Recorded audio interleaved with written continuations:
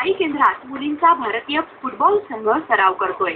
मधली फळी, बचाव फळी आणि आक्रमण फळीत प्रभावी खेळ कसा करायचा यावर प्रशिक्षक भर देत आहेत। या संघात एकूण 41 जणांचा समावेश आहे। त्यापैकी महाराष्ट्रातली कुणाशनी पारीख ही एकमेव फुटबॉलपटू आहे।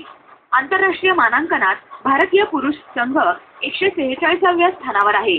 मुलींच्या आशियाई स्पर्धेत भारतासमोर चीन, जपान, कोरिया आणि तैपई या देशांचं कडवं आव्हान आहे। मी खूप प्रयत्न करते। आता मला आंतरराष्ट्रीय स्पर्धांमध्ये खेळायचे आहे आणि मला फुटबॉल आवडते। मी खूप प्रेम करते फुटबॉलला आणि मी असेच प्रयत्न करते की मी सिलेक्ट होऊन जाऊ आणि इंडियासाठी खेळू। यंदा 16 वर्षाखालील मुलींसाठी प्रथमच आशियाई फुटबॉल चषक स्पर्धा खेळवण्यात येते। या गटासाठी चांगले खेळाडू तयार व्हावेत यासाठी एका राष्ट्रीय स्पर्धेवर अवलंबून राहणं चुकीचं ठरेल असं प्रशिक्षकांना वाटतंय।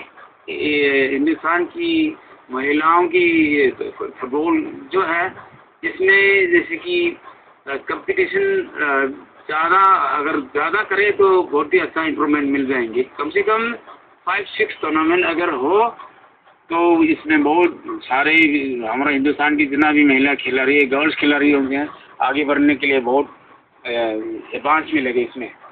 भारतीय संघात मणिपूरचे 10 खेळाडू सहभागी झाले। त्या खालोखाल ओरिसाच्या 6 खेळाडूंचा समावेश आहे। राष्ट्रीय स्तरावर असलेल्या एकमेव स्पर्धेत सहभागी व्हायचं आणि नंतर मात्र मैदानापासून दूर राहायचं अशी वेळ फुटबॉलपटूंवर येते। साम मराठी, औरंगाबाद। आता जाऊया शहर नावाच्या ग्लॅम झोनमध्ये मनोरंजन क्षेत्रातल्या बातम्या पाहण्यासाठी।